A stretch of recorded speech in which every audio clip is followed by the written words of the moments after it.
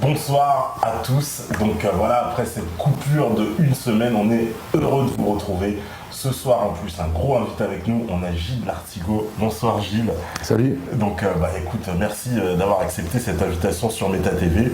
Après un long silence pour les métanautes qui nous regardent, parce que les métanautes ils sont surnommés eux-mêmes comme ça. Ok. Et ils sont très contents, je pense, de t'accueillir. Je vais récupérer le chat, j'ai un petit peu internet, mais il y avait pas mal de messages déjà d'encouragement, parce que je pense que sur Méta TV, il y a beaucoup de gens qui se sentent justement impliqués par ces problématiques de l'agroalimentaire. Parce que, comme tu le dis si bien dans tes conférences, on est ce qu'on mange. On est ce qu'on mange, exactement. Ouais. Ça, c'est une phrase très importante. C'est simple, hein. Ouais. On est ce qu'on mange. On est ce qu'on mange. Le corps est en vase clos. Donc en fait, il fonctionne avec ce que tu lui donnes à manger. C'est-à-dire que tu respires, l'eau que tu bois et la nourriture que tu lui donnes. Et que tu lui donnes. C'est très important, ça. Ça veut dire que, en plus, dans toutes les civilisations, depuis toujours, l'alimentation, c'est un peu la base de la culture. Là, on commence par manger, c'est partager un repas, c'est presque un rite, ça a toujours été au centre de toutes les cultures, ça rythme la vie des nations. C'est un lien social aussi. C'est un lien social très important. Ouais. Ouais. Et aujourd'hui, justement, on a l'impression que déjà, il est détruit, ce lien social de base, sans rentrer encore justement dans le fond de la nourriture, mais le lien social de notre attachement à la nourriture. Oui, le lien social est cassé. Ouais. Il est cassé parce qu'avec l'apparition, si tu veux, notamment des supermarchés, on va au supermarché faire ses courses. Et en fait, on n'a plus de contact avec nos paysans, par exemple. Et pourtant, en France, vous avez encore la chance, contrairement au Québec, aux États-Unis, à avoir des marchés paysans. Tu vois, ces petits marchés que tu as dans tous les villages et les villes de France, où tu peux acheter ta nourriture aux paysans qui est du coin, donc tu achètes local, tu achètes de saison, tu peux choisir plutôt un paysan qui va cultiver de façon traditionnelle, biologique, tandis que là aujourd'hui, il y a eu l'industrialisation en fait de l'alimentation. Et puis tout un circuit de distribution avec notamment les grandes surfaces. Donc là tu passes par des centrales d'achat.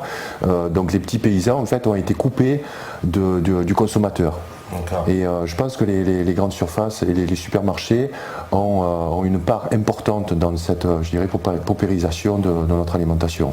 Oui, parce que alors, ces supermarchés en plus, ils s'approvisionnent, on le sait très bien, en France, dans des pays étrangers. La majorité de l'alimentation est importée. Ça, parce que c'est un grand mensonge, ça, de nous dire que la France est en autosuffisance alimentaire.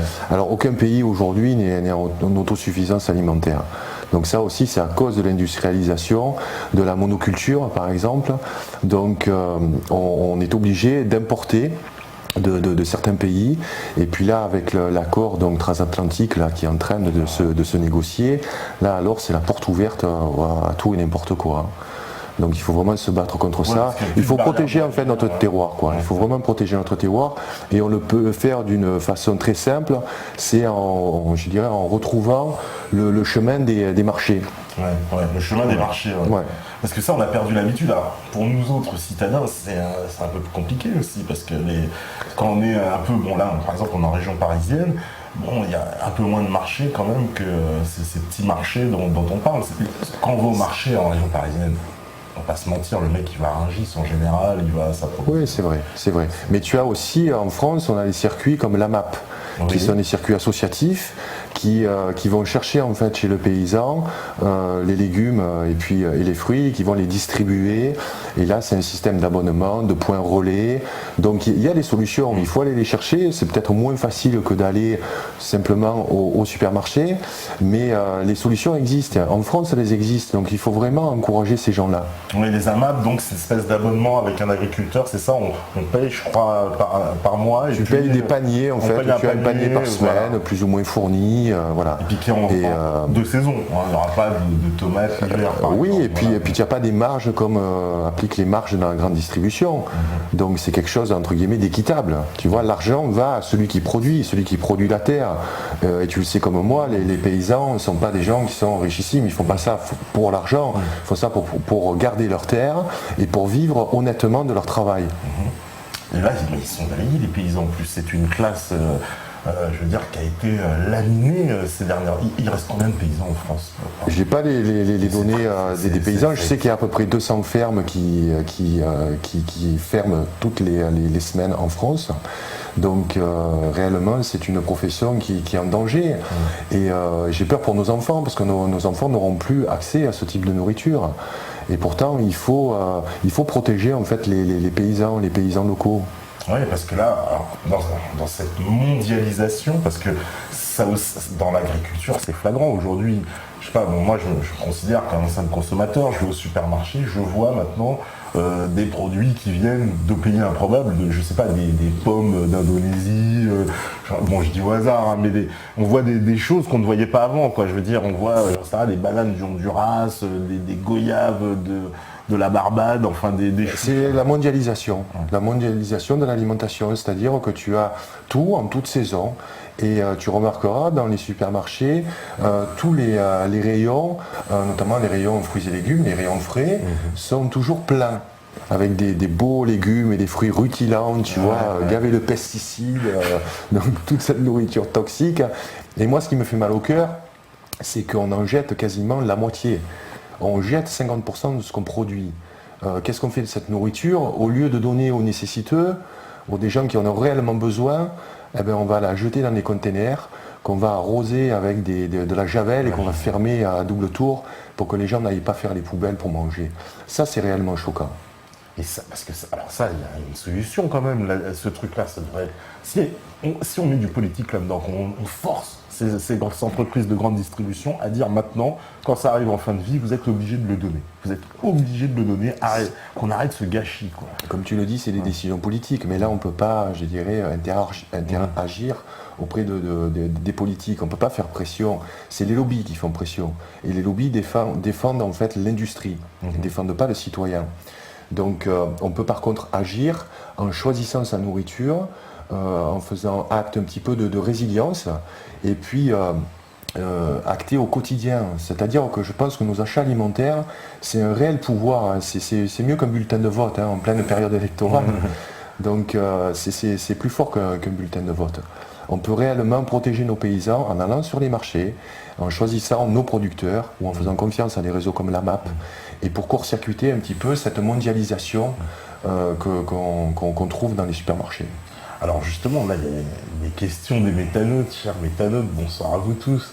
On nous demande, voilà, il y a par exemple Tortue Géniale, elle est désolée, elle ne vous connaît pas, elle demande si on pourrait avoir une petite présentation. Parce qu'en fait, il y en a beaucoup qui vous connaissent, mais il y en a quelques-uns qui ne connaissent pas. D'accord. Pardonne leur ignorance. Donc je vais faire une petite présentation face caméra. Donc je suis Gilles Lartigot, l'auteur de Hit, Chronique d'un femme dans la jungle alimentaire.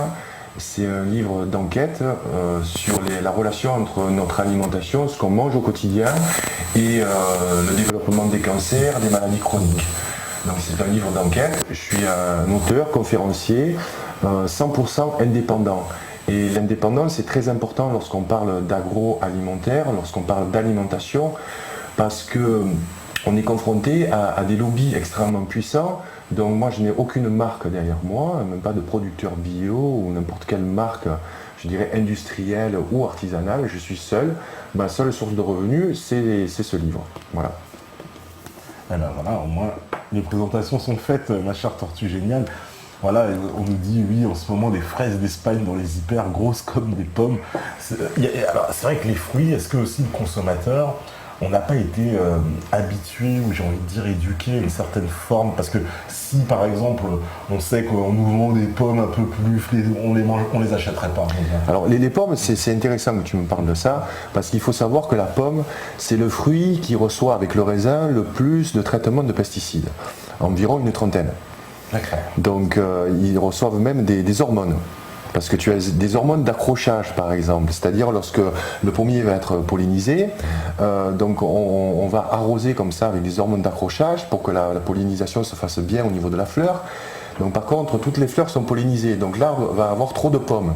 Donc là on envoie des hormones de décrochage pour que uniquement les fruits les plus résistants restent sur le pommier.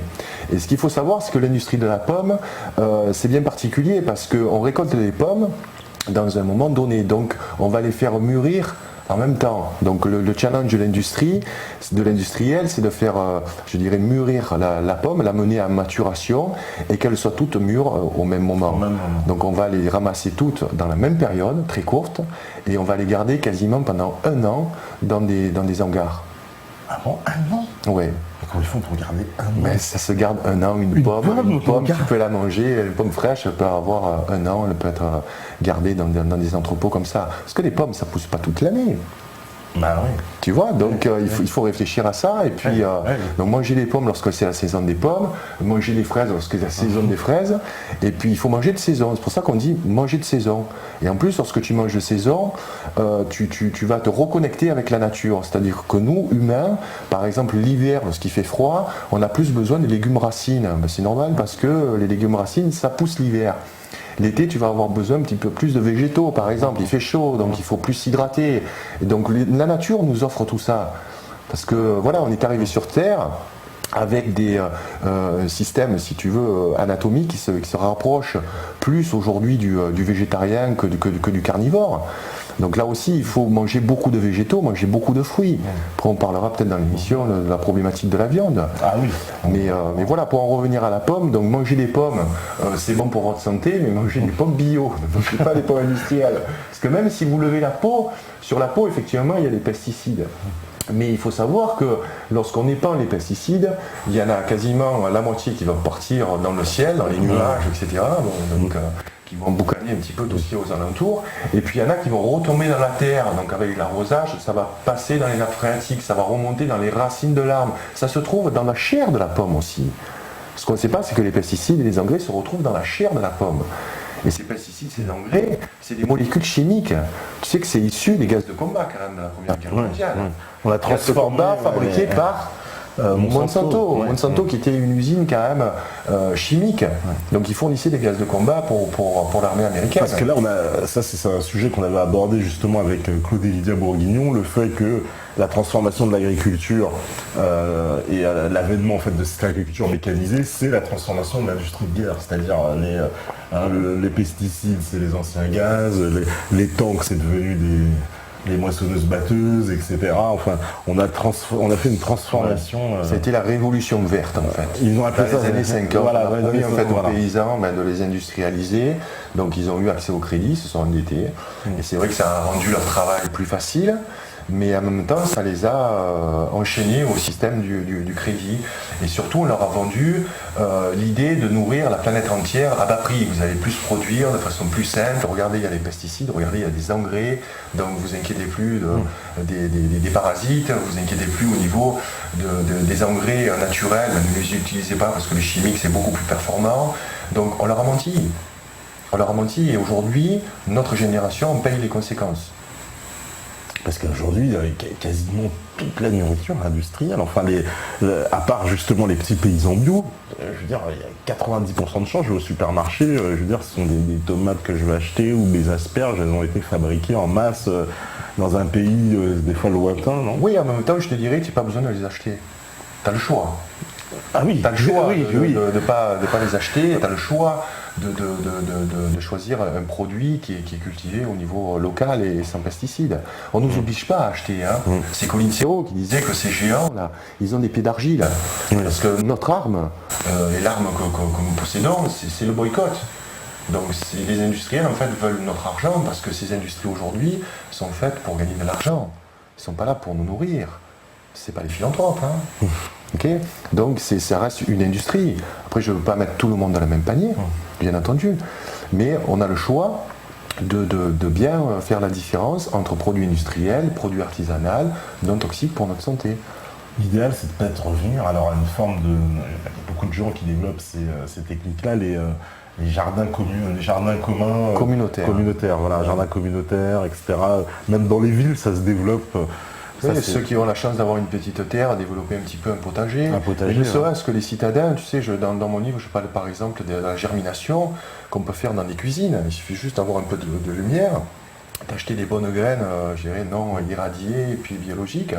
Il y a une association qui s'appelle Cocopelli en France. Ah oui, Cocopelli, bien sûr. Voilà, oui, que tu oui, connais. oui. Donc on peut encore acheter des graines à Cocopelli, on peut acheter des graines en magasin biologique, on peut faire pousser en fait la germination. Fantastique, tu peux avoir un potager dans ta cuisine.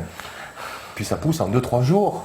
Tu vois, c'est vert, tu manges de la vie, tu manges du vivant, tu manges de la chlorophylle. Tu as des pousses de luzerne, c'est très très simple à faire pousser. Hein. Donc avec un petit peu d'entraînement, on peut produire un petit peu sa nourriture. Bon, je dirais qu'on n'est pas autosuffisant, loin de là, mais on peut faire acte de faire pousser une partie de sa nourriture. Ça, c'est très intéressant. C'est très intéressant parce que il y a une volonté. Alors, c'est peut-être ça le paradoxe dans la société, c'est parce que d'un côté, il y a quand même un grand public, je sais qu'il y en a plein qui nous regardent, qui aspirent à ça, justement, à une nourriture plus saine, qui est prêt à dépenser même un peu plus pour acheter des produits qui soient biologiques et qui soient justement non traités aux pesticides, etc. Et pourtant, de l'autre côté, on voit bien que c'est, j'ai presque envie de dire, de pire en pire dans la réglementation, puisque là, on nous impose, j'ai vu la viande clonée, alors l'acide lactique dans la viande. C'est une horreur. C'est une horreur. Mais quand je reviens là, sur la partie prix, tu vois, on peut mettre un petit peu plus cher. En fait, si on change son mode alimentaire, ce qui revient cher, en fait, c'est tous les produits animaux, que ce soit la viande, le poisson, etc. Si tu en manges moins souvent, tu privilégies la viande biologique. Bien que je ne suis pas un pro-viande, parce que moi, j'en consomme plus. Mais on peut se nourrir sainement, on n'a pas besoin de viande. Et ça, il faut vraiment le comprendre. Par contre, si on fait le choix de toujours en consommer, on peut en consommer moins. Quand tu regardes le caddie d'une consommatrice lambda, généralement, à 90%, son caddie, c'est de la nourriture toxique, de la nourriture morte, transformée. Les pizzas surgelées, on n'en a pas besoin. Tu vois, des gâteaux Rondam, on n'en a pas besoin. J'ai des recettes de gâteaux que tu peux faire très simplement les dimanches. La compote de pommes, tu peux la faire le dimanche avec tes gamins. Tu en manges toute la semaine. Tu n'as pas besoin de t'intoxiquer avec des yaourts, du yop, etc. Donc on peut choisir, en fait. Il faut changer son mode alimentaire. Tu ne peux pas avoir le même mode alimentaire et manger tout bio. Là, ça va te coûter 2 fois plus cher. Donc il faut aussi s'éloigner de tout ce qui est bio-industriel. Et ça, je voudrais mettre en garde aussi les. Alors comment on reconnaît ça alors les produits industriels biologiques, c'est les produits qui sont sous packaging, qui sont transformés. Tu as des galettes aujourd'hui ou des gâteaux biologiques, mais tu vas avoir de l'huile de palme, tu vas avoir du sirop de riz, tu vas avoir plein de choses. Les industriels sont intelligents, ils ont flairé le bon filon. Tu sais, il y a une forte demande au niveau du biologique. On ne produit pas assez en plus parce qu'on importe quasiment 40% des produits biologiques en France. Donc, par contre, il faut faire attention à tout ce qui est produit biologique, qui est transformé, c'est-à-dire tout ce qui est sous packaging. Parce que ça, c'est fait en fait par des industriels. Donc, c'est des gâteaux que vous allez acheter beaucoup plus cher, ou des plats préparés que vous allez acheter beaucoup plus cher. Moi, ce que je prône dans mon livre, c'est le retour à la cuisine, le retour aux valeurs de nos grands-mères. Et là, la vraie problématique, en fait, en dehors de l'alimentation, c'est le temps. Parce que le temps, on a tous 24 heures par jour. On a chacun des priorités. Et souvent, on me rétorque, oui, mais j'ai pas le temps de faire mes achats, c'est plus facile d'aller au supermarché, j'ai pas le temps de faire la cuisine, donc je prends un plat préparé et je le mets au micro-ondes. Donc là aussi, danger. Plat préparé, micro-ondes, c'est plastique, perturbateur endocrinien, c'est danger. Donc, il faut s'octroyer un peu plus de temps. Donc on peut trouver un peu plus de temps, par exemple, en regardant un peu moins la télévision. On passe 3 heures par jour quand même devant le poste. Donc c'est vrai que je faisais partie, moi, de ce monde-là. Donc je stigmatise pas, je ne veux pas culpabiliser les gens. Je veux juste transmettre une information, leur donner des pistes. Parce que le temps, on peut en récupérer. Donc il faut être bien organisé. Tu vois, il faut déjà s'informer. Il faut réapprendre à cuisiner. Parce qu'on a perdu aussi le sens de la cuisine. Et pour ça, c'est des choses qui sont très très simples. Mais une fois qu'on a fait les achats qui sont prioritaires, une fois qu'on a bien organisé sa cuisine, qu'on a pris un petit peu, je dirais, des réflexes pour cuisiner, non pas pour 2, si on est 2, mais on va cuisiner pour 4, et puis on va réserver au réfrigérateur pour manger le lendemain ou le surlendemain. Tu vois, il y a tout un tas d'astuces que je dis aussi dans le livre pour gagner du temps. Ouais, bien sûr. Le temps, c'est une vraie problématique. Ouais, parce qu'aujourd'hui, voilà, comme tu dis, on n'a pas trop le temps, quoi, cuisiner, partir. Bon, moi, personnellement, ça me fait pas peur, mais je sais que beaucoup de gens, justement, même quand ils me voient commencer à cuisiner, ils me disent, oh, mais non, tu perds trop de temps à cuisiner. Voilà, s'il faut préparer un plat, je sais pas, même une mayonnaise, moi, je vais la faire tout seul, je vais jamais acheter une mayonnaise, je veux dire, industrielle, quoi. Et pourtant, les gens vont me dire, ah non, ça les vinaigrettes, tu peux faire des vinaigrettes de façon très simple. À la base, il faut de l'huile d'olive. Voilà. On va pas 50 huiles, etc. Il y a plein d'huiles qui sont bonnes, etc. Il y a l'huile de coco aussi qui est excellente pour la cuisson, par exemple, on ne le sait pas. Mais l'huile d'olive, ça doit être un basique. Voilà. Il y a le tamari aussi qui est excellent. Le tamari, c'est la sauce soja, tu sais. C'est en fait un soja qui est fermenté. Là aussi, il ne faut pas stigmatiser le soja. On entend beaucoup de choses au niveau du soja. Le soja fermenté, il n'y a aucun risque de phytoestrogène. Le soja fermenté, en fait, c'est une base de riz et de soja qui est fermenté pendant 3 ans. Ça s'appelle le miso, la pâte miso. C'est la soupe que tu manges lorsque tu vas manger les sushis, par exemple, au Japon et tout. Donc ça a plein de bénéfices. Et puis le tamari, c'est le liquide qui vient, je dirais, sur la pâte miso, parce qu'elle fermente pendant 3 ans. Donc on ramasse le tamari, qui est un liquide, qui est une sauce soja, c'est extrêmement salé. Mais par exemple, tu mélanges pour une vinaigrette au tamari, tu prends 2 volumes d'huile d'olive, 1 volume de tamari, tu bats rapidement avec une fourchette, tu amènes à émulsion, et après tu peux mettre plein de verdures, les épinards crus, des bêtes à carnes, même des brocolis crus ou juste ébouillantés, et avec cette sauce, elle est très très goûteuse. Tu vois, tu as cette douceur de l'huile d'olive avec ce salé du tamari, et tu sais que c'est bon pour ta santé. Et le tamari, ça s'achète pas partout, ça Le tamari, c'est essentiellement donc, en boutique biologique, oui, tu en as partout. Il faut surtout éviter tout le soja qui est transgénique, donc privilégier le biologique. C'est vrai qu'il est plus cher, mais bon, je dirais le flacon de tamari va servir plusieurs semaines, voire plusieurs mois. Donc là, il ne faut pas lésigner sur ce type de produit, acheter une bonne huile d'olive aussi. Donc si possible, en jerrycan de 5 litres, on peut partager avec le voisin.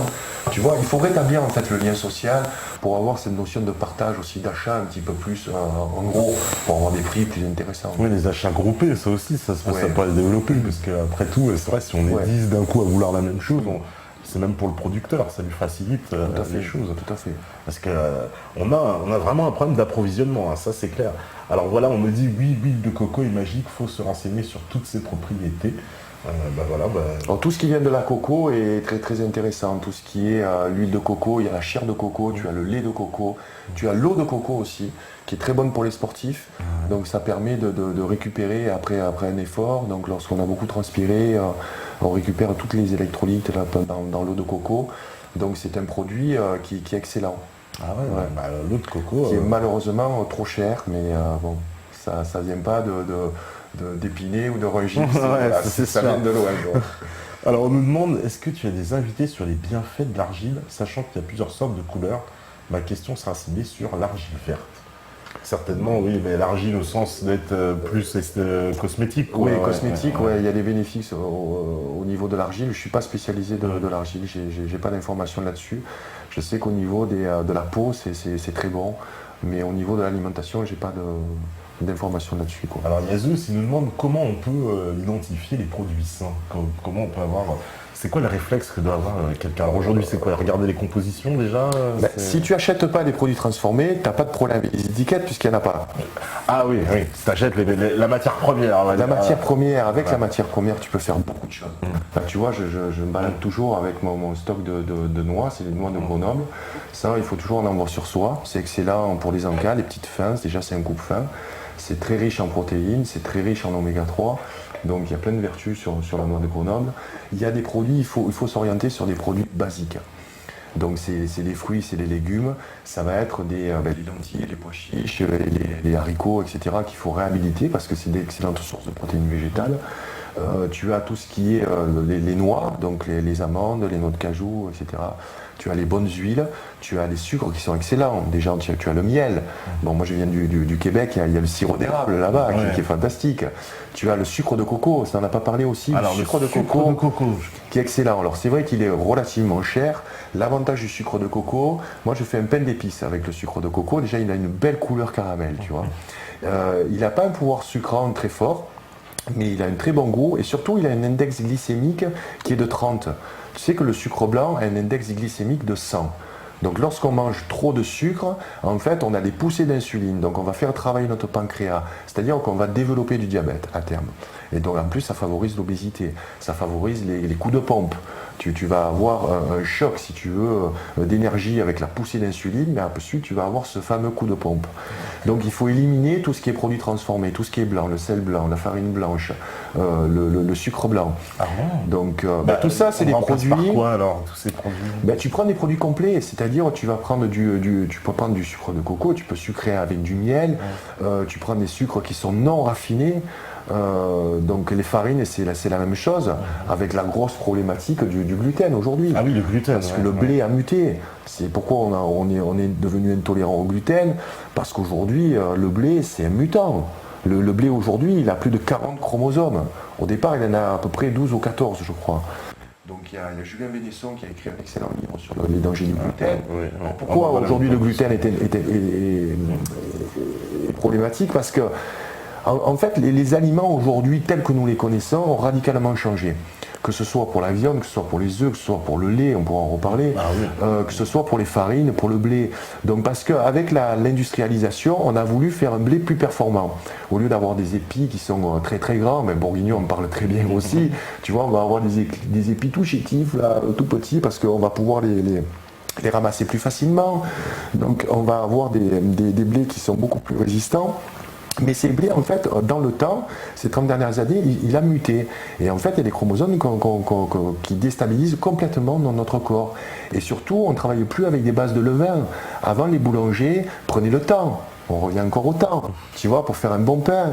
Moi, quand j'étais jeune, je faisais des grosses tartines de pain, tu sais, pour le goûter, avec du beurre à la confiture. Et puis, je râlais parce qu'il y avait des gros trous, tu sais, dans le pain, la confiture tombée dans le trou. Mais c'est bien parce que le pain, il doit être aéré, c'est le levain. Aujourd'hui, regarde le pain qu'on a. C'est mousse, compact. Tu prends la mie, tu en fais une boule, tu peux faire une arme avec ça, tu vois, tellement c'est dur. Donc ça, le gluten, c'est la glu, ça va se coller sur la paroi des intestins, l'intestin va devenir poreux. Donc ça, c'est très très mauvais. Donc il ne faut pas stigmatiser aussi tout le gluten. Il y a des gens qui sont intolérants, il faut qu'ils arrêtent. Et ceux qui ne sont pas intolérants, il faut qu'ils privilégient les bons pains faits à des farines ancestrales, faits avec des bases de levain. Et puis il ne faut pas manger une baguette par jour, il ne faut surtout pas manger de pain blanc. Tu sais, le pain blanc, je te parlais de l'index glycémique du sucre. Donc c'est la référence en Europe, c'est le sucre blanc, index glycémique de 100. Là, aux États-Unis et au Canada, c'est la référence index glycémique 100, c'est le pain blanc. Parce que le pain blanc, sucre blanc, c'est la même chose. Donc imagine, tu manges un sandwich avec une belle baguette de pain blanc, c'est comme s'il y avait du sucre. Ça fait réfléchir. Ah ouais, quand même. Tu vois, donc il faut vraiment privilégier les bons pains, quoi. Et donc vous mieux acheter les pains formule campagnarde comme ils disent parce qu'ils ont l'air un peu... Non, il faut faire très attention aux formules campagnardes, le pain de notre temps. Il faut aller voir des bons boulangers, des vrais boulangers, ceux qui travaillent avec les pains au levain. Il ne faut pas avoir peur aussi de discuter avec son boulanger. On peut lui demander au boulanger. Bien sûr, on lui demande s'il prend du levain pour son pain. Il faut leur parler à ces gens-là. Parce qu'ils attendent que ça. Donc aujourd'hui, on veut produire plus, moins cher. C'était vraiment la stratégie des supermarchés. Produire plus, moins cher. Donc forcément, tu sers le kiki à tous les fournisseurs et tu vas avoir de la viande de cheval venue de Roumanie dans tes barquettes Fengus à 3,50 €. Tu vois, parce que ça va être acheté 70 centimes le kilo. C'est clair. Mais on a le choix de ne pas en consommer. Oui, il vaut mieux pas l'acheter, mais quand bon, là, ils ont été quand même sacrément gonflés, quoi, de faire passer ça pour des lasagnes.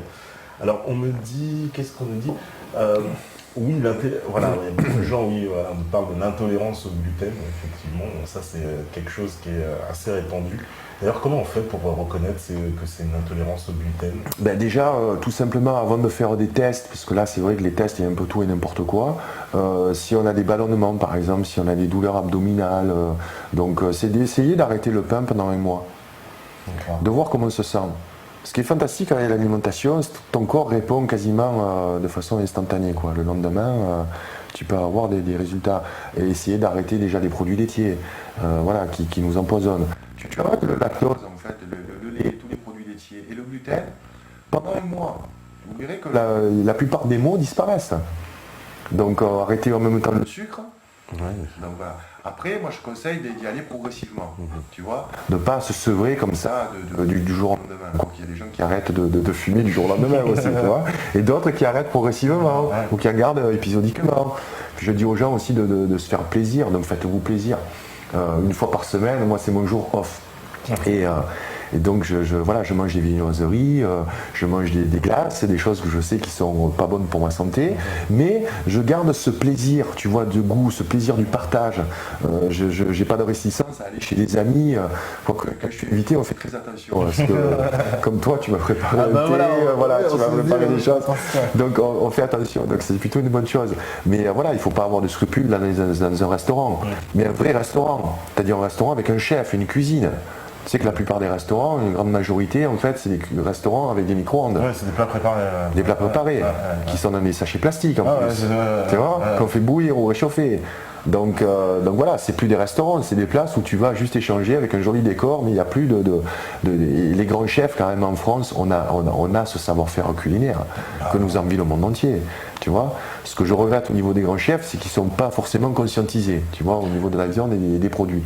Mais par contre, ça reste une cuisine d'exception. Il faut se faire plaisir. Moi, je me souviens, quand j'étais adolescent, mes parents m'emmenaient au restaurant, c'était le dimanche. Tu vois, aujourd'hui, on va au restaurant parce que entre midi et 2, c'est les restaurants d'affaires, tu vois, le restaurant est devenu banalisé. Oui, c'est vrai. Extrêmement banalisé. Il faut retrouver peut-être le chemin des très bons restaurants. Certes, ça coûte beaucoup plus cher, mais on y va beaucoup moins souvent. Donc après, quand tu fais le compte au niveau du budget mensuel, c'est la même chose. Mais tu auras mangé bon, et puis tu te seras fait plaisir. Voilà. Plutôt que... Parce que les restaurants, même, ça fait un peu peur, des fois. Enfin, moi, je sais, quand je vais... Personnellement, moi qui aime beaucoup aussi la cuisine, je suis méfiant quand je vais au restaurant, justement. Très méfiant, même, carrément. J'aime bien connaître avant, savoir, etc. Parce qu'en général, on est plutôt déçus de jouer dans un restaurant. C'est dommage. Tu payes un prix quand même qui est assez fort, parce qu'il y a des marges, et puis tout le monde doit vivre, c'est normal. Mais c'est dommage. Voilà.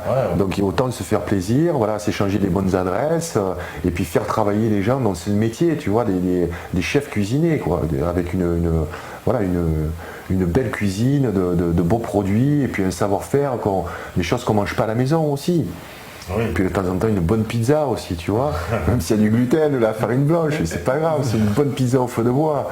Pas la pizza, tu vois, réchauffée dans un four électronique ou congelée au temps lait chez un pizzaiolo qui fait la bonne pizza au feu de bois. Ouais. Petit goût du feu de bois. On nous demande d'ailleurs, est-ce que c'est important de manger des produits crus, voilà, parce que je sais que tu parles beaucoup de la nourriture, justement, de la nourriture vivante. Ouais, en fait, on mange essentiellement aujourd'hui de la nourriture morte. Donc la nourriture morte, en fait, c'est toute la nourriture transformée. C'est aussi la nourriture, enfin les animaux, la viande. Donc la nourriture vivante, c'est tout le contraire. En fait, c'est essentiellement les fruits et les végétaux. Les noix également, l'amande qui est crue, tu la mets dans la terre, tu l'arroses, et puis avec un peu de temps, beaucoup de chance, tu peux avoir un amandier après. Donc l'amande est vivante. Et la germination, en fait, va activer tous les mécanismes vivants à l'intérieur de la noix. Et ce qu'il faut savoir, c'est que lorsque tu manges cette amande que tu auras fait par exemple tremper pendant une nuit, c'est très simple, hein. Tu l'as fait tremper pendant une nuit, et ensuite tu jettes l'eau de rinçage, tu les rinces bien. Soit tu peux faire du lait d'amande en mixant avec de l'eau tout simplement, et puis en passant dans un filtre à lait, tu as ton lait d'amande, ou alors tu peux manger l'amande comme ça, dans un petit encas, et c'est une amande vivante. Donc si tu manges vivant, tu vas être vivant. Si tu manges la nourriture morte, tu vas mourir. Plus vite, tu vas être malade. Donc on a un corps quand même avec un système qui est extraordinaire, qui nous permet d'assimiler tout ça. Malheureusement, pour l'assimiler, on va activer toutes nos ressources immunitaires. Donc on va fatiguer notre corps. Sais-tu qu'une personne qui consomme de façon entre guillemets normale et traditionnelle, 50% de son énergie va passer pour la digestion, va être utilisée pour la digestion. 50% de ton énergie. Regarde quand tu fais un gros repas, l'après-midi, le midi. Tu fais une bonne sieste parce que c'est lourd, donc c'est que ton corps est fatigué. Parce qu'en fait, tu utilises les ressources immunitaires de ton corps pour digérer ce que tu as mangé. C'est clair, après un gros repas, en général, on a envie plutôt de s'allonger, de plus bouger. On peut le faire une fois par semaine. Okay, mais sinon, si tu développes malheureusement des métastases ou des choses pas très jolies dans ton corps, le corps a une capacité d'auto-guérison. Ça, on l'a oublié. Tu vois, donc tu te coupes par exemple, tu vas cicatriser, ton corps va cicatriser tout seul. À l'intérieur, c'est la même chose. Mais le problème, c'est qu'il faut lui donner de la nourriture vivante, des aliments qui permettent de le régénérer. Sais-tu que ton foie, tu changes les cellules de ton foie quasiment tous les ans. Tu as un foie neuf tous les ans. Si tu manges bien, si tu ne bois pas trop. Donc les globules blancs, pareil, ils ont une durée de vie à peu près d'une semaine.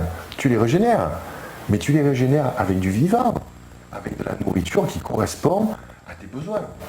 Donc c'est pas compliqué de comprendre que si tu manges des choses que le corps ne reconnaît pas, tu vas utiliser ses ressources immunitaires.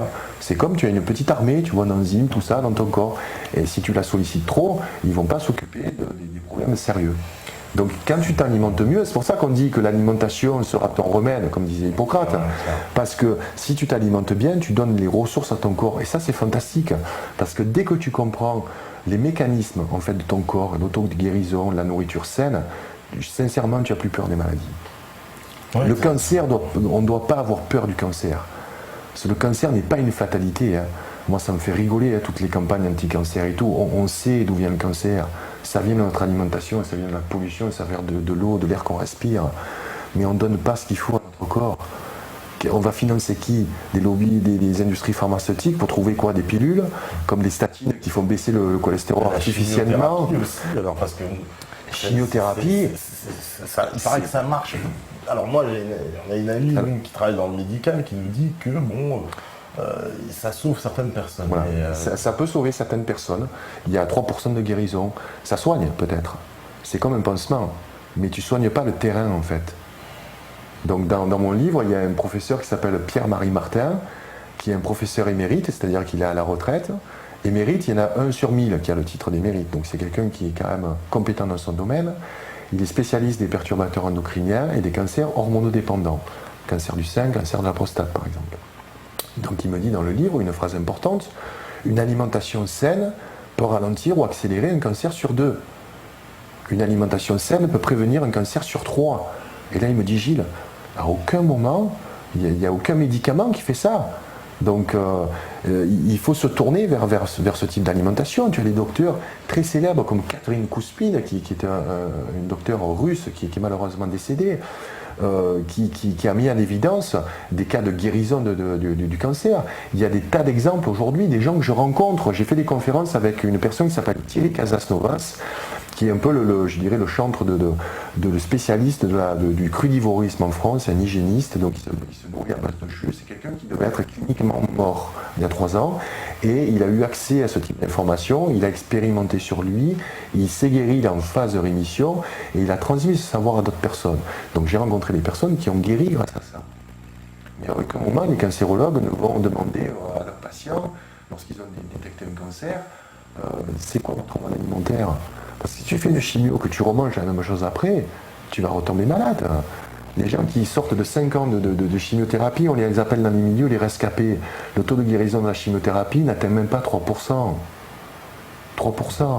Je ne veux pas faire peur aux gens qui sont en phase de chimiothérapie ou de radiothérapie, mais ceux qui sont en phase de chimio et de radio, il faut faire attention de changer votre mode alimentaire. Donc renseignez-vous, il y a plein de sources aujourd'hui sur le net, et on peut réellement, en changeant son mode alimentaire, tu vas changer le terrain. Parce que la maladie se développe parce que le terrain est propice au développement de la maladie. Donc si tu as un corps qui est faible, je te dis, avec la nourriture toxique, tu utilises tes ressources, etc. Bon. Donc si tu fumes, tu bois, tu ne fais pas de sport, le sport c'est important. Parce qu'on est constitué, on est un bipède, on doit bouger. Voilà, nos ancêtres étaient chasseurs-cueilleurs, ils bougeaient, voilà, ils étaient dehors. Aujourd'hui, on est devenus sédentaires. Donc on mange trop. On mange trop gras, on mange trop sucré, on est trop gros. Donc je ne veux pas stigmatiser aussi l'obésité, c'est pas une question de physique, là on ne parle pas de ça.